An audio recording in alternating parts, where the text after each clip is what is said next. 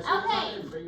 So we have been learning about different types of sampling, and we're going to learn about more types of sampling. Slowly been marking them off. He did. We discussed random quadrant sampling, line intercept, and we still have quite a few that we need to get through before we're tested over them, because we will have a test over these. We're going to have a study guide too, right? I don't think I have a study guide. We're having another test as well. Yeah, over this stuff. You think I can make BS? We'll talk about it after notes. So mark and recapture is the next one we're going to talk about. For mark and recapture, anytime you're capturing live animals, you must check traps daily. We kind of learned about this already with our pitfall traps that we set up. You can't leave live animals in a trap for an extended amount of time. It's just not, humane. That's a good way to put it. It's not humane to leave them in a trap when they're alive, without food or water access, for an extended amount of time. So you need to, usually 12 hours, overnight, something like that, and you need to check the trap.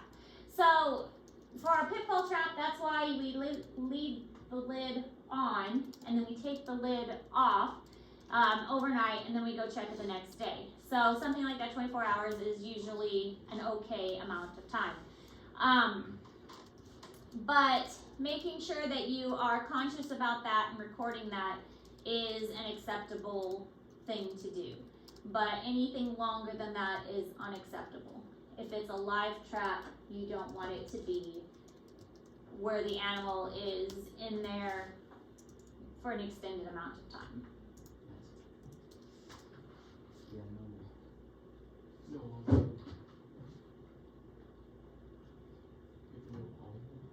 Well, I hope not. Like we have to know if they're aggravated or not. So looking up calls for the European starling. It's like, well, it can do everything apparently. So. They're kind of annoying, yeah. Please dismiss track and field athletes and managers at this time. Good luck. So we have to know if it's being aggressive, because that's what it says on you. Because he looked it up online and it said there's like different. So like you know how like when we get mad or loud or whatever. I guess it's the same for birds too. I would assume. You just need to know if it's which bird it is. I'm the coach. Facts. There's just so many birds and they all sound like very similar. There's That's why always you just, practice. I don't practice. I feel like Grackle. I can tell you what a turkey sounds like, and that's about it. I can tell you that. This class is not for me. Alright, so mark and recapture sampling is used to estimate the population size of mobile animals. So these are, you use this for animals that move. That is the purpose of this method. Move. Sorry, I heard new. Don't hold still. What do you see? You go out and you gather a group of animals. You mark the animals that you gathered, and then you release them back into the population. Then you go out, you allow them enough time to mingle amongst themselves again and get all mixed up. Then you will go out and you will gather them up again. And then you will determine how many are in the population, get an estimate based on how many you gather a second time, and whether they're still marked, or whether they are marked or not marked. So, you get one sample, the first sample, and you mark them and release them. Mark and recapture. Then, you get a second sample after they've mixed up, so you let them mix themselves back up. You get a second sample, and how many in the second sample have the markings on them? Mark and recapture. Is this like the same as like birds? Like putting a tracker? Is that mark and recapture? Kind of. With a tracker, you can be more precise because you know exactly where they are and you can follow them. With this, you don't have to follow them. So you can imagine like catching a box turtle, okay? And putting a little fingernail polish on his shell. And then releasing that box turtle and letting him go wander around. You don't really care if you track where that exact box turtle went. Just over But the if you catch the same box turtle again, you know, oh, you know, it's got blue nail polish on it. I caught this one before. That kind of thing. Versus if you are tracking a bald eagle and you want to know exactly where that bald eagle went throughout a week. Yeah. So it's kind of a more casual method. I think they do that with lobsters. Like they mark their tails Mhm. when they catch them. Yeah. Like they like cut it or something. And they'll do that especially with lobsters that are breeding. So they'll know, okay, this is a breeding female. Don't eat this one. Leave this one in the population because it's a breeding female.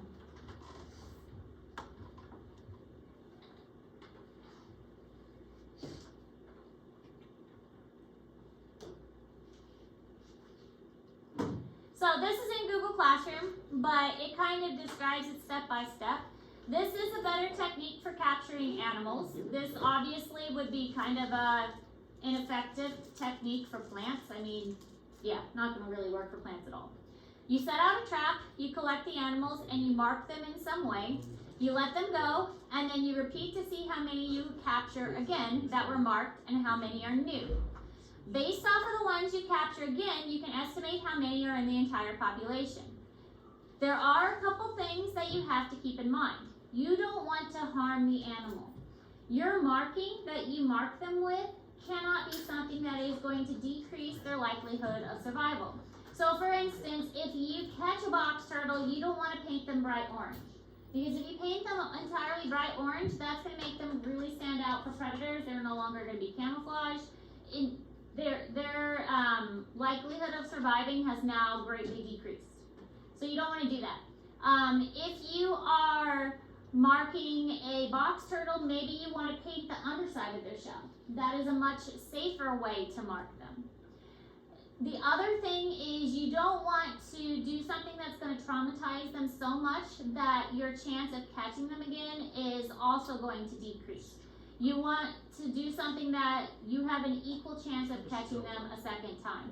This is why this works really good with fish, because you can throw a net in a lake and catch fish, and then you can throw a net in a lake and catch fish again. The fish aren't going to be traumatized so much that they're not going to get caught a second time. Whereas if you catch a mouse in a trap, the mouse might be so traumatized that it might not go for the trap the second time. So it's another thing to consider. You can't have a chance the animal learn their lesson and avoid the trap in the future. So this is the equation that is used, where N is the size of the population to be estimated. M is the number of members of the population that were captured initially. So this is the first one that you marked, the original population, the first one you caught. This is the number of members of the population that were captured the second time. And this is the members that were captured that were tagged. So first time you caught it. This is the population that was captured the second time, and this is the number that were marked the second time. And that gives you your number overall, your estimation of the population. So here's how it can work. Okay, here's our original population. Let's say we are doing turtles. So here's our turtles, and this is what we caught the first time in the field. So we caught this population and we marked them all red. We marked all these turtles red and we released them back into the field. And then we caught this sample, and only 4 of them were from the original population. So 4 of them were recaptured. And we can do the calculation to figure out how many were in the overall population. Because we had 4 that were recaptured and marked from the original group. Here's another way we can do it. Here's our first group that was captured. 16. Then they were allowed to disperse and go mingle. We captured this many again. We put it into our calculation, and we can estimate that there are 80 overall. And you guys are going to be doing this in the lab that we do tomorrow, because the lab that we do tomorrow is an indoor lab. I have one mounted in my garage for a long time. It's super easy. So the marking must not hurt the animal, and it must not hinder their chance of survival. So in this case, putting this on the snail shell, that's not going to hurt him. It's not going to hinder his chance of survival either. They just kind of plastered a little number on this snail, so he can carry this with him without any trouble, and now this snail will forever be known as 985. This is a wolf, and tattooed on the inside of his lip. Obviously, they had to sedate him to do this, but he's got a number on the inside of his lip. This is not going to decrease his chance of survival. He was probably tranquilized at a distance, so he didn't even know. No, I wrestled him and put him in a chokehold. He didn't even know what impacted him, so he can't avoid it in the future because he doesn't know what impacted him. And so he won't avoid any trap in the future. And this isn't even going to be seen, so it's not going to decrease his chance of survival either. I see bald eagles all the time. But whatever you mark them with, it can't make it hard for him to eat. It can't make them hard for them to find food. Can't get tangled in anything. Can't be something that gets them caught. Makes them stand out for predators. Nothing like that. What was it?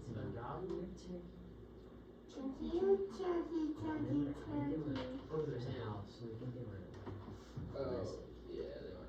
Those things gobble anything.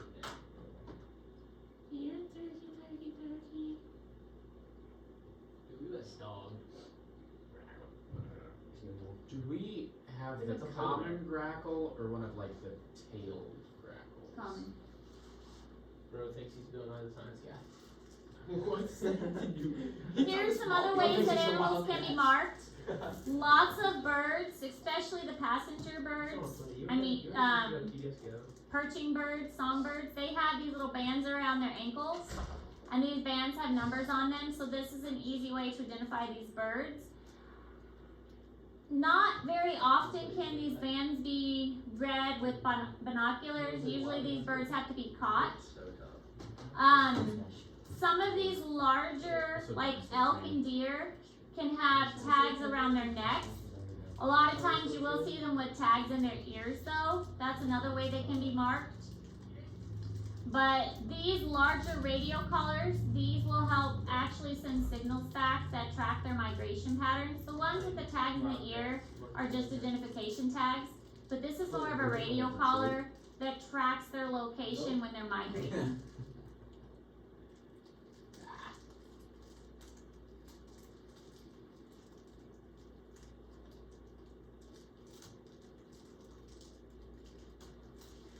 I like this do better. He's more attractive. For practically all ants, only a proportion of the colony leaves the nest in order to forage, and they bring back the food for everybody else. So one of the measures that one would like to take, one should take, is how many foragers does this colony have? He's going to mark and recapture ants.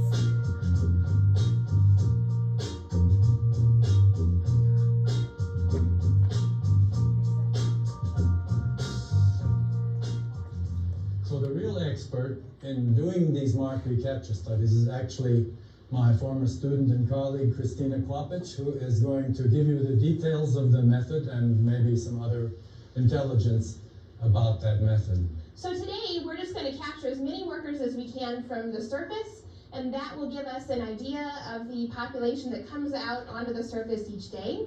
And we can follow that population through time with multiple mark recaptures. So what I'm going to begin doing is using the trusted DeWalt vacuum to collect and count foragers as I do it. He's sucking up the ants in the vacuum.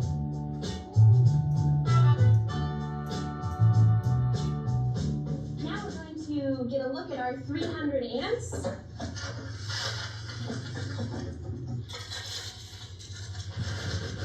Now we're ready to mark our ants, and we use a fluorescent printer's ink diluted in ether. We use about 20% ink by volume in the ether. So we put our ink and ether into a disposable atomizer, and basically we take our ants and apply 3 or so sprays. And so now they should all be adequately marked, and they'll be marked for the rest of their lifetime. It's been 24 hours after we released the ants that we marked. We come back and collected another 300 ants from the surface of the colony. And now, looking at them under black light, we can see that approximately 50% are marked with fluorescent orange ink.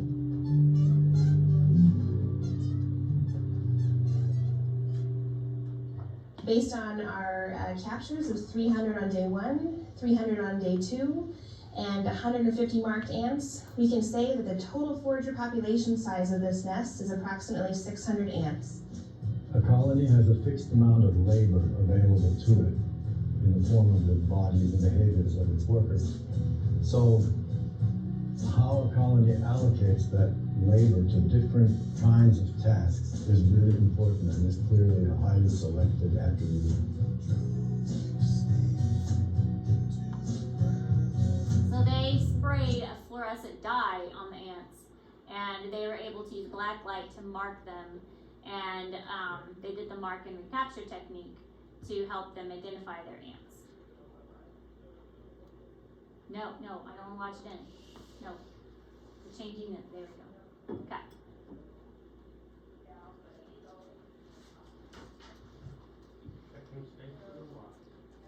One of the real important approaches we use when either studying snakes or in our monitoring programs with snakes is called mark recapture. And basically what that means is that we capture an animal and we mark it using some type of technique, and then we come back in the future and we recapture that animal. And using that technique, it allows us to do a wide variety of things. It allows us to assess how snake populations are doing over time. It allows us to look at the status of that individual animal in reproductive condition. How often is it breeding? How fast is it growing? Is it eating well? Things of that nature. The primary technique we use to mark snakes is called pit tagging. Each chip has a very unique code, and it's the same type of chip that you would put into your dog, for example, or any other pet for that matter. So we've got a pine snake here, and what I'm going to do is I'm going to restrain it in a tube, and then I'll show you how we go about injecting this pit tag. So there are 2 places that people usually implant pit tags. Oftentimes people will implant them between the skin and the rib cage on the side of the animal. I typically don't like to do that because I worry about, as the snake moves through the environment, I worry about that catching on things and eventually kind of tearing out of the side. So I typically put them inside of the gut, or what we call the peritoneal cavity of the snake. You don't want it too close to the tail of the snake, which begins here at the cloaca. Usually put it in the lower half of the snake. So the first thing I do is make a loop in the animal's body and hold it tight. And then I take this injector here. You don't want to go down the middle of the snake's body because there's an artery through there that if you hit it, it can really cause a lot of damage. I go in with a pretty sharp angle because I want to break the skin. Then I turn it and flatten it out so the open part of the syringe is pointing against the snake's body. And then just gently inject the pit tag. Pull out slowly. Just massage the location to make sure that the pit tag has truly gone inside the body cavity of the snake, and that animal's marked. So once we have the pit tag inserted into the animal, we put the animal back into the wild, and when we catch it again in the future, we would then use this reader and we would run it along the animal's body. Let us all touch lids. And it would pick up a unique code. We then record the information for this particular snake over long time periods, and we can really be much more effective at monitoring snake populations and ensuring that they're conserved. It's a very good snake. So just like they, you know how your dogs have a microchip. That's basically what they did. They just microchipped it. Our dogs have microchips? You can microchip your pets. You can choose to. my pets are microchipped in case they get lost. Then you can have the microchip information, like this is your dog's name and this is your phone number, so they can call you if your pet gets lost. Many pets have microchips. I got my dog from my grandpa, so from his dog. I don't think it's microchipped. But that's One of the basically what real- that was, a microchip on those. So, anyways, pitfall traps. We know about pitfall traps because we have made one. Yeah. Most useful for small animals that crawl along the ground, insects, snakes, amphibians. Animals crawl along the ground, run into a barrier. Instead of climbing over, they go along the barrier until they fall into the hole and are trapped. This can be used as a mark and recapture. So that little salamander we could have marked it and released it and seen if we could catch it again. So far that's the only thing we caught in our pitfall trap. We got frog. Did we catch I frogs? caught some spiders. We did catch some spiders. We could have marked the spiders somehow and released them and see if we Cut had. off one of their legs. The spider's leg. We could have sprayed the spider with that fluorescent dye. We had that in the salamander thing. We did. We could have figured out a way to track the salamander. Yeah. Um, It's obviously like crap. but there we could somehow mark the animals that we had in the pitfall trap and see if they fell in I again. didn't even know that was a real thing before. But that may be something fun we do next year is figure out a way to mark the animals that we get in a pitfall trap and see if they are the same ones we're catching over and over again. It's gonna be it. The craggle. Dude, that doesn't look like a crow, not even gonna lie.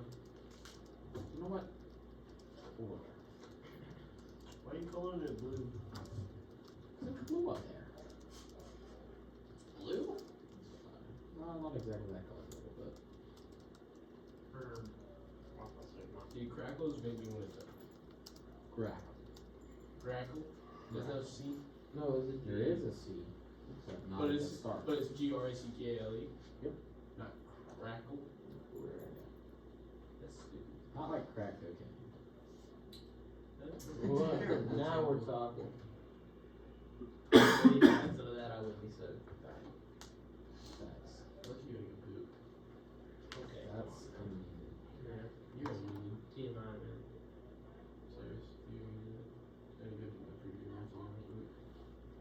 What time do you guys get dismissed? 10 minutes.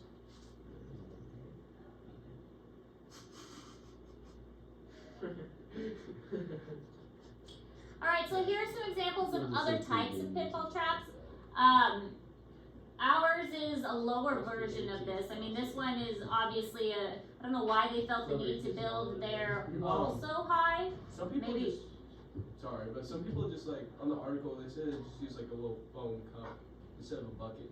If they were trying to catch something small, like in the article, they were trying to look for arthropods, like insects. Yeah. So So we high. have higher ambitions of trying to catch like salamanders and frogs and things like that, maybe snakes. So that's why our bucket's bigger. They got 30 on it. That's You guys should start it Friday. I just had my cat food I think I from got the it. second Show show. me it's my coach. But yes, some in the article they might use little cups if they're just trying to catch insects. I fell asleep too. But this one, obviously, but for us, we wouldn't want to use anything this big because we wouldn't want to disrupt like deer or any other large organisms that might be moving through the woods. Here's an example of a smaller pitfall trap that would be easy if in like an elementary school wanted to do pitfall traps in their back, like at the school or something. This would be an easy one for them to do. They could just dig holes and put the cups in there, and that way they could observe any insects that fell into their pitfall traps. Here's another simple one that could be done. Like I said, I had in Garden City, there was a more elaborate pitfall trap that had been done at a bison range, and there was the one in the center, and then it was made into like 4 like this, and then at the end of each one, there was another bucket. So there's a bucket at the end of each one of these, and so you could check the center trap, but you could also check the ends of each one of these. and see what you could find. So there's 4 different ways to check. No, because that would be less productive. Can I use the bathroom? Yeah, but when you have So other things to keep in mind, you need to bury the barrier like we did so that they can't dig under it. Some of the organisms might be able to dig under it a little bit. It needs to be tall enough that they can't climb over it, which again, I think we did pretty good with ours. And you do need to have a lid on the pitfall trap, which we also did, so that we can leave it safe when it's not in use. Again, also we did, and holes in the bottom so that it drains, which we also did really good with ours, so it doesn't fill up with water and the critters drown. The only thing that I think we did not do so good with ours was that we put it a little close to the creek, which we discovered that when the creek was high, that we had like a water level, like a water table, that put some water in our bucket a little bit. But other than that, I think we did a really good job with our pitfall trap. Yeah, that's because me and Ross and Iggy, a little bit interested, a little bit of. I think we did a really good job with our pitfall trap, and I'm very pleased with it. Tyler, I know so with the T. I think we did a good job with ours. And I'm pleased that we now have that option in the outdoor classroom to use. The only thing I've done in life is throw a hula around his face. Which I felt terrible about. You apologize? I did apologize, but he just called me a fucking asshole.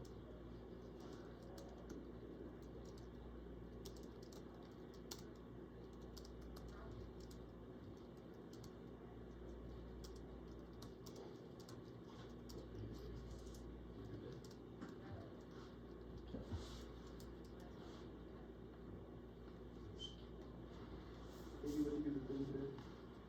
I wasn't here for it though. If I would though, I would have done that. Yeah, I did too. Yeah, okay. In this meeting today, we're going to be looking at how to sample invertebrate populations in an area. It would be impossible to count and identify all of the bugs and beasts on the ground around me here today, so by using a pitfall trap, we can get an idea of what's around. In order to do a pitfall trap, we need to dig a small hole in the ground, in which we insert a pot, such as a yogurt pot, level with the ground, and then above that, we want to place a small cover to protect it from predators and rain, but we want that cover to be raised so that the bugs and beasts that we want to trap can get in and fall into the pot. Okay, another thing we need to think about is asking permission from the landowner to dig a hole, and we also will want to be wearing rubber gloves to protect our hands from anything in the soil that might hurt us or cut us. Okay, so what we need to do is take a trowel and dig a hole the same size as the pot we're going to be using. In this case, that's the pot. It needs to fit into the ground with the top level with the surface so that the insects and invertebrates can crawl in and fall in. We also want to put in some dead leaves, in this case a couple of twigs to act as cover for the insects, but not so much that they can crawl out again. And then lastly, we want to put a lid over the top. In this case, I'm using some twigs and a tray. You could use stones and a piece of wood or a slate to cover the trap. And then you'd leave that for 12 hours. Okay, so 12 hours later, we return to the pitfall trap, remove the lid, and we need to take out the leaves and cover for the insects. And what we can see in here, we've got several ground beetles in the pot here. What we want to do is make sure we record them having identified them, and then having done that, we want to release them back into the wild. So theirs was obviously very small, ours is on a bigger scale. But it's still something fun that can be done with younger groups. Alright, that's all the notes for today. But I do have, like I said, an indoor assignment that we're going to do since it's supposed to rain tomorrow.